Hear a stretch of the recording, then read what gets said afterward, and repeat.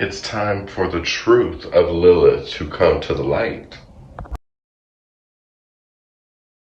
Here are 3 of the main misconceptions of Lilith in mythology.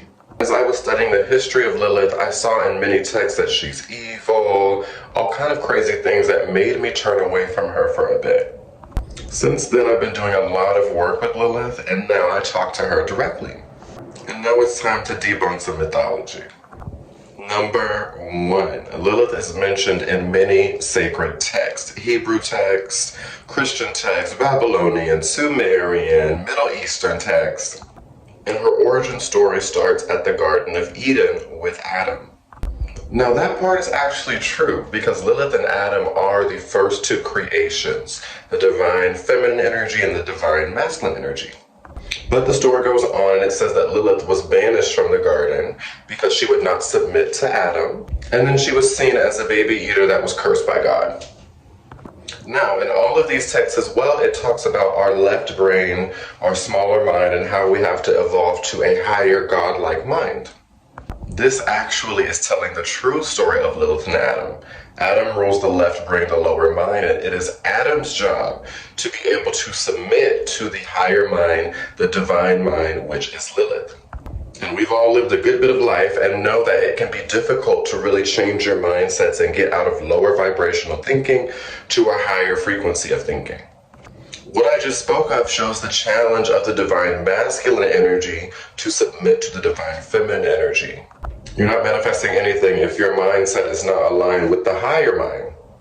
So that's the truth of the first story. Lilith did leave the garden, but it was because Adam would not submit to her and honor her as the divine feminine. But until the lion can write, we are only hearing the hunt that glorifies the hunter. And were there a lot of women writing all of these ancient texts? I think not. Lilith actually fled the garden because she's fully into her intuition. She rules over intuition. She knows the full story. Left so that Adam could get with Eve and realize that that was not his true counterpart. And then he would submit and evolve and come back to Lilith.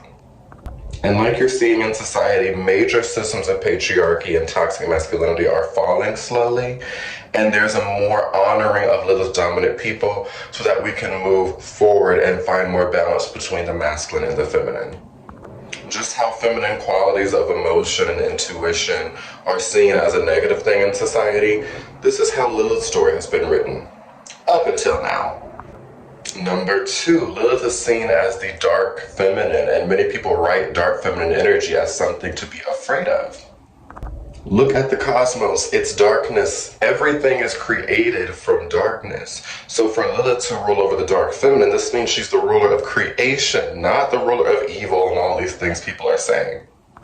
Anything divine is going to start in the dark. Think of a birth, okay? The baby is sitting in something dark for months before this creation is brought out. This is what Lilith rules over, and yes, darkness can be scary, but darkness is the place of creation and the place where we really discover the parts within ourselves that we are hiding from that can fully bring us to a more authentic expression. Lilith's energy in your astrology chart literally shows your deepest fears, but when you overcome them, it becomes the main aspects and main areas where you are irresistible. And look in society at how dark-colored people are treated and seen. It's finally time to honor what darkness really is and how much of a blessing and a beautiful thing that it is. And that starts by honoring Lilith. Lastly, number 3, Lilith's energy is seen as wild. And this wild connotation, look at how it's seen in society. People see women's emotions as wild and crazy, okay? But let's take it to nature. The planets in our solar system spiraling around the sun seems pretty chaotic, right? But if the Earth was even a percentage further away from the sun, we would freeze. Or a percentage closer to the sun would burn up. We are perfectly in an orbit that sustains life. Now, the spiraling looks wild and crazy, but notice how specific it actually is. For generations, strong women have been seen as wild. Strong people in their feminine energy have also been seen as wild, and it's had a negative connotation. But let me drop another example. I am from deep down in the South, and there were many hurricanes and storms that came by. And storms and hurricanes don't knock down the strong branches. It's the weak branches that are knocked down. So these storms and winds and strong currents are actually beautiful for the environment. In the country where I grew up, burning the fields to put more nitrogen into the soil is also a form of rejuvenating the soil. But that's kind of wild to light something on fire, right? So this is the energy that Lilith rules over, the wild feminine, but it is the creative energy that Lilith holds. It's not saying wildness is something that needs to be tamed.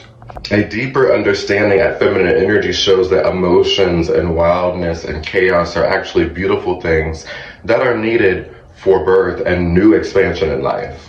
None of my plants looked as fabulous as they look until I understood about pruning.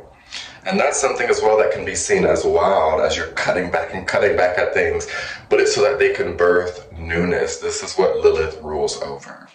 So that's my quick lesson on Lilith and debunking these crazy mythology stories that hold Lilith as an evil, wild energy when she really is the honorable and most intuitive energy that there is, and she is the source and origin of all. Drop a purple heart or a scorpion below in the comments if you resonated with this, because it's time to share the truth. And that's what I have, everyone. Water Bear, the Water Bear's tea is out.